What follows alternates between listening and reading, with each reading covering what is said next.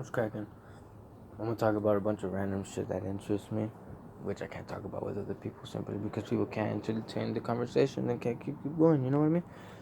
But something that always interests me is religion.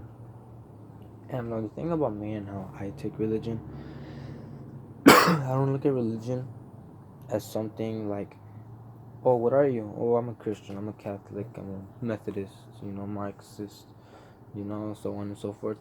If you were to ask me what's my spiritual invocation, I would say that I have none, honestly.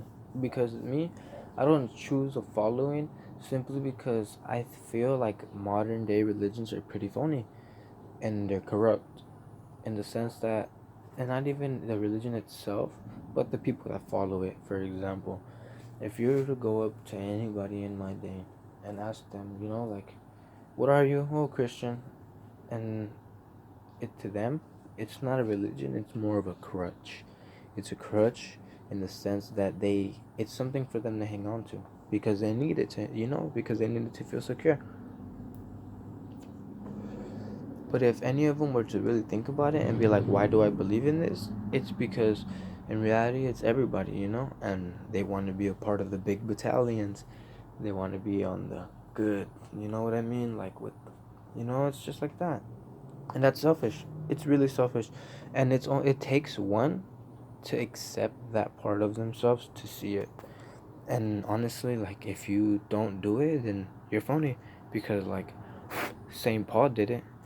There's a wonderful saying that he says, but I can't remember it. It goes, "To will is present with me, but that good that I do not for that." I forgot what he says. But basically, that, like, you can't do anything good because you do it for selfish. You can't do anything unselfish for an unselfish reason because you only have selfish reasons. In other words, if you give money to the homeless, you do it for good merit, which will give you good luck. What goes around comes around, you see? But you don't do it out of the bottom of your heart. And that's the thing that I'm talking about. It's the same with the my dog's here.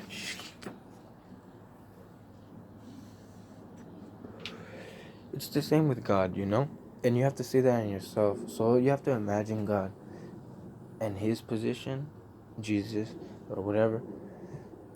And he's over here seeing all these people pray to him, ask him for stuff, ask him to help them in their lives, they're struggling.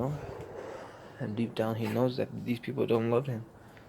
They just ask him stuff because of religion that not they didn't even discover themselves, but they were grown into and taught upon.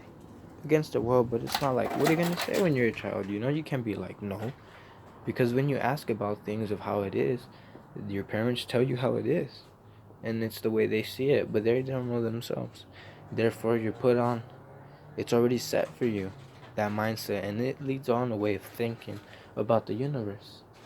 You know what I mean? And that's why I'm interested in religion, because of the effect it has on the minds of individuals.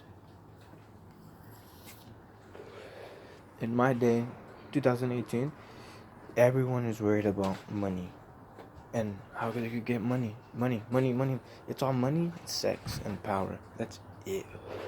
If you look at my social media, not my social media, but just social media billboards, ass, money, power. It's like, it's all it is. It's what it's about. And it's not even the money, the ass, and the power that matters. It's the status that matters. And it's like, it's ridiculous. It really is. And because I feel the only reason we're to that point as a human civilization is because we lost touch with ourselves and what we really want. Not what we think we want because it would look cool to everyone else. You know what I mean? It's just like that. It's like,